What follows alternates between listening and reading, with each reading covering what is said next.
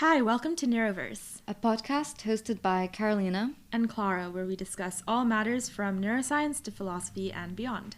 Today's episode is on the anterior cingulate cortex. Interesting. Yeah. I picked this brain region because I kept hearing about it related to topics I'm very passionate about, such as predictive coding and decision making. And it just kept popping up. So I decided to do a little bit of a deep dive.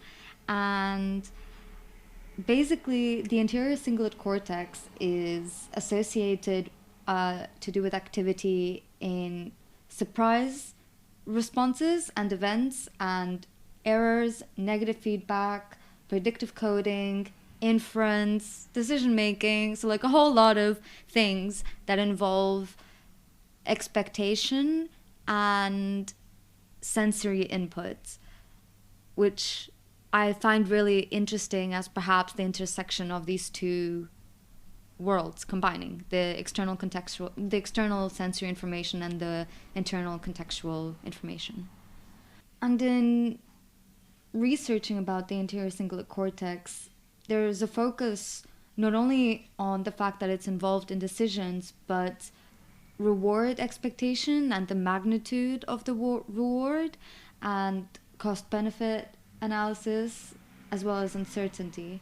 There was an interesting study by Thomas Akam about the anterior cingulate cortex.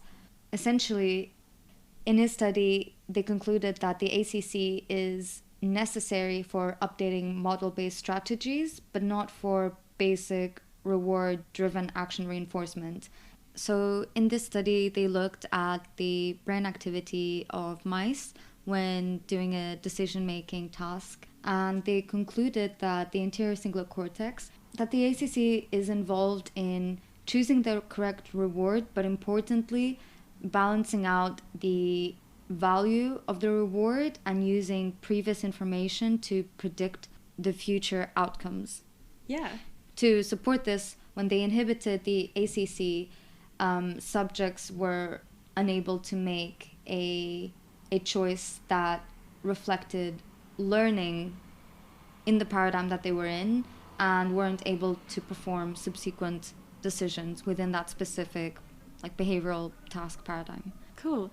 So it seems like the ACC performs just a really high order function, which I guess is the main interest of it, because judging the reward value of something is quite a high order function versus just processing the information. Yeah, definitely. Another role of the ACC, and this was showed in a study by D. Gowanlock, about how the anterior cingulate cortex directs exploration of alternative strategies, which is another higher order function in that when the rules of the system change, being able to update your decision-making model and then from then on choose the most appropriate decision or the most appropriate choice. Yeah. And so I guess this means that the ACC must be connected to a lot of other brain regions because it needs to take in all this different information about the qualities of the sensory features that it's processing and memory and learning and everything. So what do you know about the connectivity of the ACC? Yeah, so the ACC innervates the dorsal medial striatum, which is very much involved in decision making, and it receives inputs from the prefrontal cortex, which is often at play when discussing predictive coding about top-down information. And also the ACC, very interestingly, receives inputs from the medial entorhinal cortex. The medial entorhinal cortex is an area of the brain that is associated with spatial cognition, and I mentioned it in another topic on spatial cognition where we discussed grid cell activity and place cells. So very interestingly, Karim et al. Did a study about this MEC to ACC projection through studying sleep in mice. Yeah. And what they found out was that in a task where the mice had to understand a pattern, make an inference from a pattern, so if A is bigger than B and C is bigger than D, they had to pick the pairings. They had to do maths. They had to exactly. They had to make inferences about the pattern that they were in order to get the reward. And it was this hierarchical type of pattern, and which once again I think shows higher order functions being able to distinguish hierarchy, and again it relates to the value-based rewards decision making, and essentially when mice didn't have sufficient REM sleep, or when they optogenetically deactivated, or when they optogenetically inhibited these projections, the mice were no longer able to make inferences.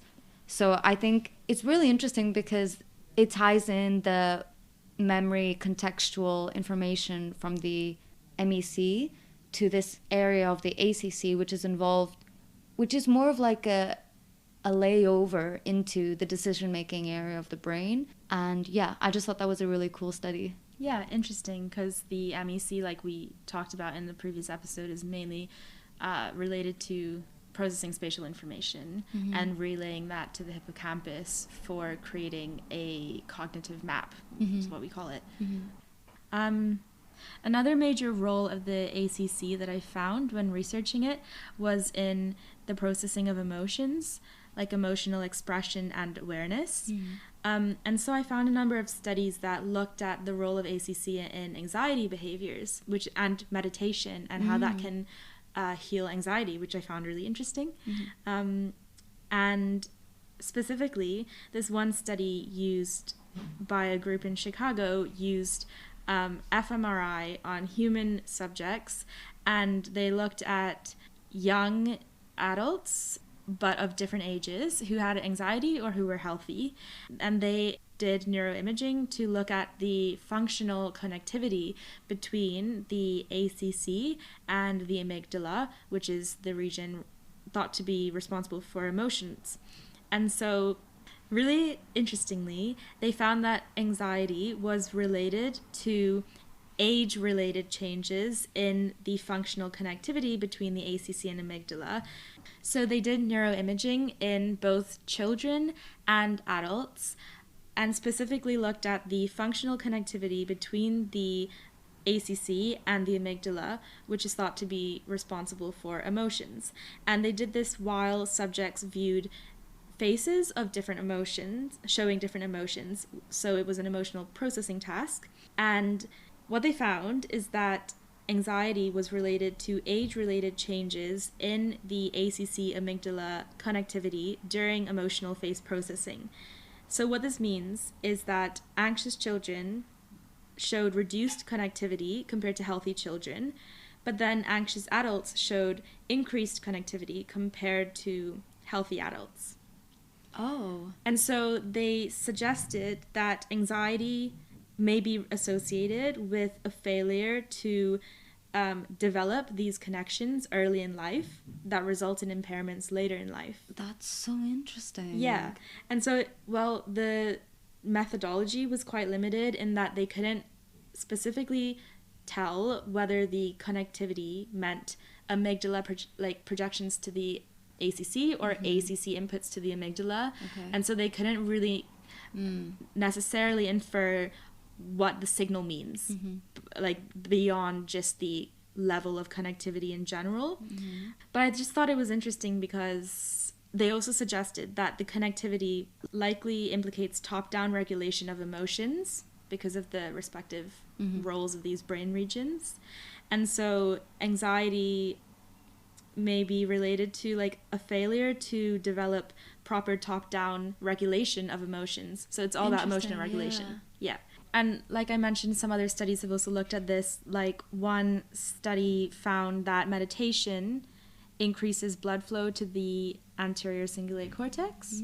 Obviously, this is quite like a coarse finding, I guess, because and also a study in mice found that artificially activating neurons in the ACC was reduced anxiety behavior in mice. Putting all of this together, it suggests that activation of the ACC may be key to kind of reduce anxiety. See, this is what I mean. The ACC is somehow involved in so many different processes, not only like decision making and involved in the basal ganglia circuitry and stuff, but but also MEC related to spatial cognition, and now amygdala. Yeah. And I'm sure there's plenty of more papers involving the ACC that we haven't covered. And I guess the main underlying theme in all of this, though, is it seems to be kind of like a judge in the brain. Like it's kind of what we discussed in our episode on emotional valence.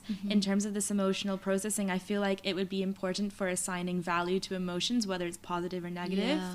And value to decisions. And then value to decisions. And so it seems like this judge that's assigning value to all of these different types of incoming information. Yeah.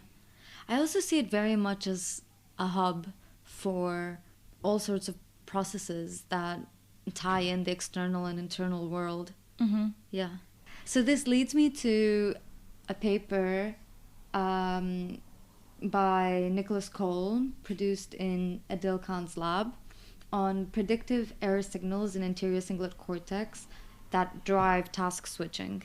I think this paper shows really well one of the specific roles of ACC and this novel find of mismatched neurons, which I'll explain further on, and task switching ability, which I've touched on in terms of basically updating the model and your internal model of decision making and pursuing something more beneficial. Could you explain a little bit how an internal model could facilitate decision making and how this has to do with predictive coding and prediction and what prediction error is? I guess what I mean when I say internal model is whatever rules you have in your head about or in the mice's head about what you're meant to do in a task. So in a task, if you see a specific visual stimuli and you learn that in order to get the reward you need to turn your head, then you do that. And that's like the rules of the system. That's your internal model. And I guess it also includes expecting the reward from that action. Yeah. In terms of predictive coding, it's about having that expectation of a stimuli, and then if you do the task correctly and then you don't get the reward, that causes a predictive error because it's something wrong in the flow of information and what you expected. And so then what should happen is you quote unquote update your internal model. So this new piece of information, you integrate it into your system of belief or of learning, and then potentially realize, okay, did I do something wrong here, or was the program incorrect? And I guess if you do this enough times, then you update and you relearn to do the task in whatever specific way it's meant to be. Yeah. And so I guess the theory of predictive coding goes that the main function of the brain is to pick up on these prediction errors. So when you receive information that isn't expected, use it to update any internal models of the world, and then improve your model of the world so that your brain's model of the world matches the world itself better. And this should, in theory, result in the brain having to use less energy to navigate the world. Okay, so I want to explain the behavioral paradigm because I think it's really interesting. So when mice are presented with a visual stimuli, and if they do the task correctly, they get a sugar water reward. So they lick a spout. And they are trained to lick whenever they have the visual stimuli, but to ignore the visual stimuli when an odor stimuli is introduced. So then when an odor stimuli is introduced, what they're meant to do is, what happens is they see the visual stimuli, wait and ignore it, and then later on the odor stimuli comes on and then only lick at the odor stimuli. And if they don't do this, they don't get the reward. And basically, they want to record the ACC neurons, specifically in layer 5, and see if the neuronal activity correlates with predictive coding error and task switching behaviors. So in the study, for the purposes of noticing predictive coding and task switching, they looked at what they called optimal one-shot transitions, where essentially they only required a single error trial to realize that they needed to update their model. So this gave rise to what they noticed that they called a mismatch neuron present in the ACC. So these mismatch neurons represent the prediction error event, whether or not the odor is present or the visual or not present in the visual block. Okay, so then they wanted to find out how sustained the mismatch response was, and basically whether the mismatch response was like present throughout the whole of the trial or only specifically at the point the task switching occurred. Yeah, so the time scale. They noticed that the mismatch response was present only on the first mismatch trial and then decayed, showing that the prediction error signal is very transient. Okay, so then they used calcium imaging to see the spread of the prediction error signal, and they noticed that it spread from anterior secondary motor regions to posterior areas. I think that's really cool because they showed using imaging of cellular activity, but in a large area throughout the brain, but in a really large area in the mouse brain, that there's this prediction error signal that travels basically from the front of the brain to the back of the brain along the surface in the cortex. And the fact that this is that the activity temporally corresponded to a signal that's traveling across the brain kind of strengthens the idea of it being a signal. Yeah, it's cool. Yeah. So then they wanted to pinpoint what neurons were playing a role in these mismatch responses in the ACC, and they looked at inhibitory neurons called interneurons, specifically VIP interneurons. They believe that these neurons form a microcircuit that's important for the predictive error responses. So to answer this question, they photoactivated VIP cells and recorded from them during the intertrial interval, which means the point between switching stimuli, so the point in which the predictor error event is meant to occur, and to see whether or not it affects the mismatch cells activity. And they showed that when activating VIP interneurons, there was a reduction of mismatch cell activity from 10% to 2%. Cool. So VIP interneurons are implicated in this predictive error signal. Yeah. On top of that, they found that not only was the percentage of mismatched neurons reduced when VIP interneurons were activated, but the mismatched neurons that were active with the VIP activation showed a lower amplitude of calcium responses. And then they next showed that the amplitude of response was predictive of whether or not task switching occurred in one attempt, which was called one-shot task switching. So that's so interesting. Yeah. So that suggests that the amplitude is indicative of whether or not task switching occurs. Yeah, so that basically implicates ACC mismatched neuron activity, which is related to this predictive error signal that they found, and that is necessary for the success of task switching, which puts it all together. And it's a really precise but interesting finding that shows really clearly this predictive error signal in terms of specific neuron activity. Yeah, which leads to task switching, arguably higher order function. Yeah, I think it's quite amazing that the major finding of this paper is quite reductive in a way, because it attributes a predictive error signal to kind of activity of a tiny population of cells in a specific brain region. And the fact that it's only based on calcium activity in these neurons, which is just one indicator of neuronal activity that's kind of coarse, but at the same time the paper is very comprehensive in its approaches, and so it is a strong finding. Yeah, I completely agree. I find it amazing how they kind of covered all bases, and that for every finding they came up with a new question and they were able to give a really solid, satisfying answer to that question. I think it's very clear. It's very complex, but it's also very clear. And I really like that. And yeah, it would be really interesting to see where these specific mismatched neurons project to, and what the whole circuit is of this activity, and also what drives it. Absolutely. Yeah. Thank you for listening to this episode. If you enjoyed it, let us know on Twitter and Instagram, and check out our websites for all of the reference papers that we mentioned. We'd also appreciate it if you left feedback for our podcast on our Google form that you can find linked below. And we'd love to hear your opinion on the topic, which you can share by answering our question that we post on Spotify. Thank you for listening.